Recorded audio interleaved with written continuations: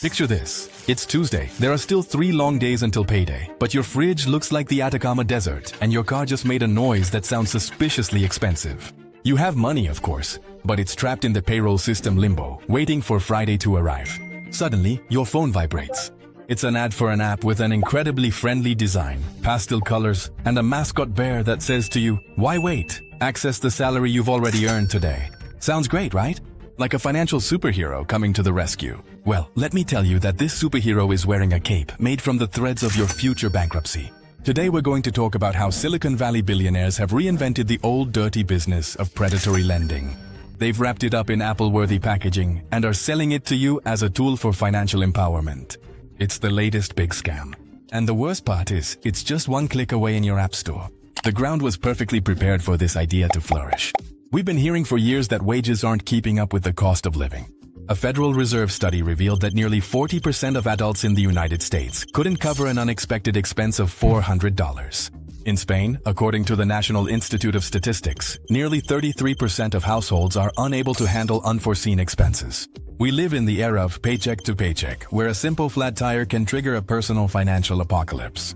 In this context of constant anxiety, the old pawnshops and neighborhood lenders, with their depressing offices and triple-digit interest rates, were terrifying. They were the obvious villain. But what if the villain showed up as your best friend? What if, instead of a guy with a gold chain in a gloomy office, it was a push notification with emojis? The new Earned Wage Access apps, or EWA for short, capitalized on this cultural fear and mixed it with our addiction to instant gratification. They promise dignity and flexibility.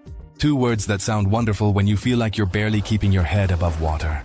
But what really happened when you accepted their help? The idea, on the surface, is almost poetic. A programmer in San Francisco, probably while sipping an $8 coffee, thought, "It's unfair that companies hold on to workers' money for 2 weeks. Let's free the wages." And that's how Earnin was born, one of the pioneers, followed by others like Dave or DailyPay. The marketing was brilliant. It's not a loan, it's your money. They made you feel like you were fighting against the system, reclaiming what was yours. It was like a small personal revolution on your smartphone. The ironic twist is that this revolution was funded by the very same venture capitalists who benefit from keeping wages low in the first place. They gave usury a new face, gamified it, and called it disruption. But how do they make money if, according to them, they don't charge interest? This is where the magic turns into a rigged card trick. The model is based on 2 pillars that seem harmless: tips and instant transfer fees. When you request an advance of, say, $100, the app politely asks if you'd like to leave a tip to keep the service free. They present it as something optional, but the user experience design is a masterpiece of psychological manipulation. For example, the Dave app once showed an animation of a sad child who lost food if you lowered the tip amount. And if you decide not to leave a tip, that's no problem. But then you face the second barrier, speed. You can get your money for free in 1 or 2 business days, or you can have it instantly by paying a small fee of between $3 and $6. Sounds like nothing, right? It's the equivalent of a cup of coffee. The problem is that if you need $100 on a Tuesday, it's very likely you need it now, not on Thursday. So you pay. And that's where they get you. But how bad can a small fee really be? This model of taking small bites isn't new. It's a digital version of the razor blade model, where they sell you the razor handle cheap or even free, and then charge you a fortune for the replacement blades. We see it with printers, which are suspiciously cheap until you have to buy the ink cartridges, which seem to be filled with unicorn blood. We see it with video game consoles sold at a loss and then generating billions through the sale of games and microtransactions. The EWA industry has applied this same logic to your paycheck. Access to the app is free, but every time you want to use its main feature effectively, you have to pay for the blade, which in this case is immediacy. It's the same trick used by low-cost airlines. The plane ticket seems like a bargain, but then they charge you for choosing your seat, for bringing a carry-on bag, for printing your boarding pass, and almost even for breathing their recycled air. In the end, the total cost comes very close to that of a traditional airline, but the initial perception of savings has already hooked you. Is this game of perceptions legal? The real problem is that these little charges add up and create an almost invisible cycle of debt. A study by California regulators uncovered something terrifying. If you request a $100 advance and pay a small fee of $4 to receive it instantly, and it's deducted from your paycheck the next day, the annual percentage rate, APR, of that transaction can exceed 1,400%. Yes, you heard that right. 1,400%. By comparison, the interest on a credit card, which we already consider high, is around 25%. Suddenly, the neighborhood loan shark doesn't seem so bad. According to industry reports, the average user of these apps takes out 36 advances a year. Imagine paying that small fee over and over again. It turns into a constant drain that ensures your next paycheck always starts with a deficit, forcing you to request another advance, and so on and so forth. It's like trying to get out of a hole by digging deeper. The solution becomes the cause of the problem. A 2021 report from the Financial Health Network noted that EWOA users spent, on average, $175 a year just on fees and tips. And this is just in the United States. In emerging markets like Latin America or in countries like Spain, where companies such as Payflow or Minu are gaining ground by partnering directly with businesses to offer this as a social benefit, the risk is the same. The idea that your salary isn't enough and that you need a payment intermediary to manage your own liquidity becomes normalized. Is there any way to escape this spiral? Your mission, should you choose to accept it, is to use their system against them. The most obvious hack, though it requires discipline, is to break free from the need for immediacy. If you know you're going to need money, request it using the free option 1 or 2 days in advance. This completely eliminates their main source of income.